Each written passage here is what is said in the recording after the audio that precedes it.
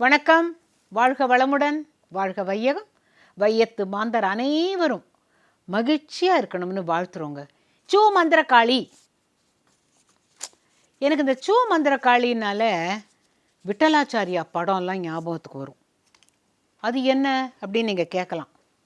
நம்மளுடைய புராண கதைகளில் நிறையா இடத்துல பார்த்தீங்கன்னாக்கா சூ மந்திரகாளி அப்படிங்கிற மாதிரி இந்த இடத்துல நான் கிருஷ்ணர் வந்து நிற்கணுன்னா டக்குன்னு வந்து நிற்பார். அங்கே இவர் போகணுன்னா மாயமாக போயிடுவார். இதெல்லாம் படிக்கிறதுக்கு சின்ன வயசில் ரொம்ப ஆர்வமாக இருக்கும்.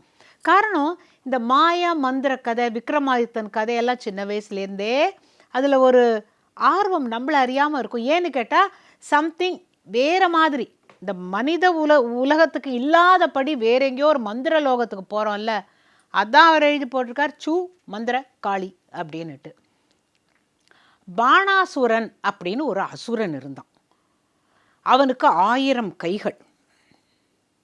அவன் பரமசிவன் பக்தன்.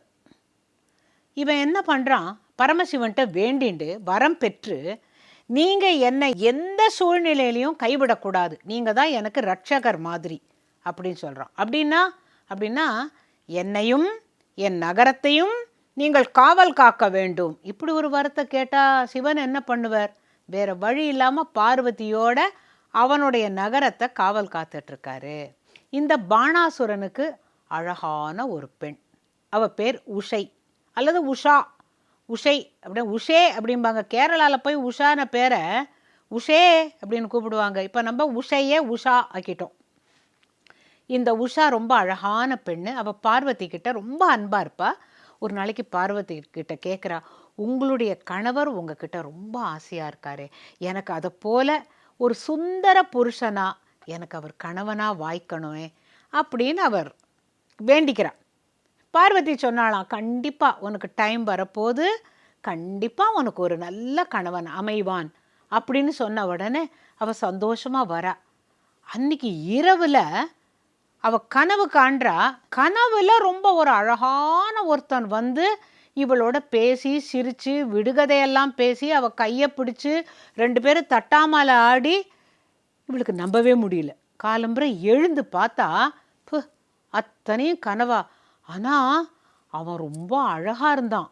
என்ன அழகு இல்லை, நான் பார்வதிட்ட கேட்ட மாதிரியே இருந்தான் அப்படின்னு நினச்சின்னா அன்றைக்கி காலம்புரை சாப்பிடலை, மத்தியானம் சாப்பிடலை, எதையோ பறி கொடுத்த மாதிரி உட்காந்துருந்தா. அவளா பாடிக்கிறா, நித்திரையில் வந்து நெஞ்சில் இடம் கொண்ட உத்தமன் யாரோடி தோழி, நித்திரையில் வந்து நெஞ்சில் இடம் கொண்ட உத்தமன் யாரோடி, கண்ணன் என்றால் அவன் கையினில் குழலில்லை, கந்தன் என்றால் அவன் கையிலோர் வேலில்லை, நித்திரையில் வந்து நெஞ்சில் இடம் கொண்ட உத்தமன் யாரோடி, சித்தம் தடுமாறுதடி அப்படின்ன போது அவளுடைய தோழியில் ரொம்ப முக்கியமான தோழி சித்திரலேகாங்கிறவ வந்த உடனே இவள் பாட்டை நிறுத்திடுறா. என்ன, ஏன் நான் வந்த உடனே பாட்டை நிறுத்தினேன்? இல்லை, மனசில் ஒரு விஷயம் இருக்குது, அதை எப்படி சொல்கிறதுன்னு தெரியல. மற்ற தோழிகளெல்லாம் போக சொல்லிட்டு சித்திரலேகா தான் சீஃப். அவள் வந்து உட்காந்துக்கிறா. என்ன விஷயம் சொல்லு, காலம்பரை சாப்பிட்லையா, மத்தியானம் சாப்பிட்லையா, எங்களோட விளையாடலை, என்னமோ பாட்டா பாடின்னு இருக்க, என்ன விஷயம்? என்ன பொழுது, நித்திரையில் வந்து நெஞ்சில் இடம் கொண்ட உத்தமன் யாரோடி அப்படின்னு தான் பாடினேன்.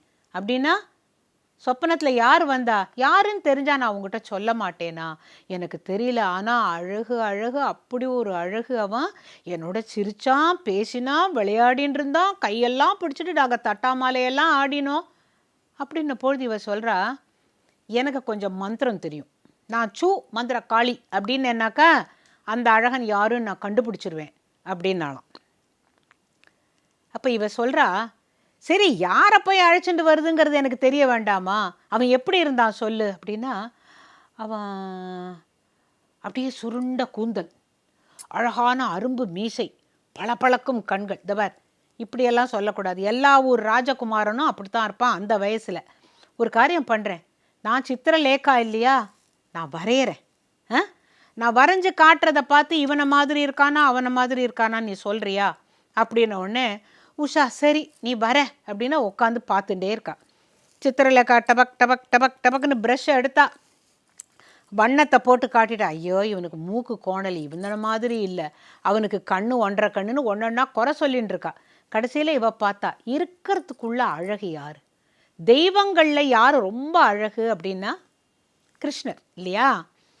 அவள் லேசாக கிருஷ்ணர் படம் வரையும் போதே உஷா நிமிந்து உட்காந்தா. இப்படித்தான் இருந்தான், ஆனால் இவர் வயசானவரா நீ வரையற, அவன் ரொம்ப யங்காக இருந்தான்.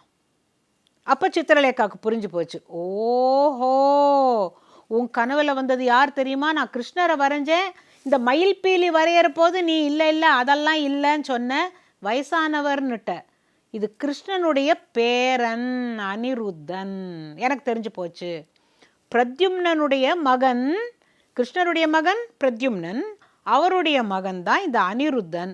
அவனைத்தான் நீ சொப்பனத்தில் கண்டிருக்கியா, இது ஒன்றும் பெரிய கம்பசூத்திரம் இல்லை, நான் போய் அழைச்சின்னு வந்துடுறேன் அப்படிங்கிறா. இந்த கம்பசூத்திரம் அப்படிங்கிற வார்த்தையை நம்ம கேட்டிருக்கோம். ஆனால் உண்மையில் அது என்ன தெரியுமா, கம்ப சித்திரம். இதே தஞ்சாவூர் ஜில்லாவில் இந்த 18 கிராமம் வாத்திமா அவளுடைய வழக்கத்தில் எப்படி தெரியுமா சொல்கிறா, இது என்ன கம்ப சித்திரமாங்கிறாங்க. நாம தான் அதை மாற்றி கம்ப சூத்திரமா அப்படிங்கிறோம். சூத்திரம்ங்கிறதுக்கும் சித்திரம்ங்கிறதுக்கும் சின்ன வேறுபாடு இருக்குது. இப்போ கம்பனுக்கு ஏன் கம்ப சித்திரம் அப்படின்னு சொல்கிறோம்னாக்க, இன்றைக்கி சித்திரலேகா வரைஞ்சா மாதிரி அவர் தன்னுடைய வார்த்தைகளினால் அவர் என்ன சொல்ல விரும்புகிறாரோ அதை அப்படியே வர்ணிச்சிடுவார், ஓவியம் போல தீட்டிடுவார். அதனால தான் அது பேர் கம்ப சித்திரம்.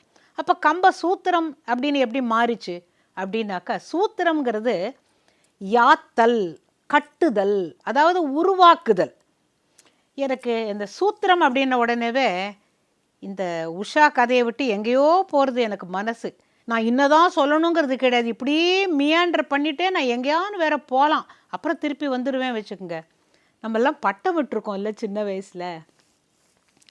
பட்டம் பண்ணி இப்படி ஒரு குச்சி இருக்கும், இப்படி வளைச்சி ஒரு குச்சி இருக்கும், அப்புறம் இந்த 2 குச்சியும் சேர்ற இடத்துல லேசாக குத்தி ஒரு நூலை கட்டுவோம். அப்புறம் ஜான் பார்ப்போம்ல, அதுக்கு என்ன சொல்லுவோம், சூத்திரம்.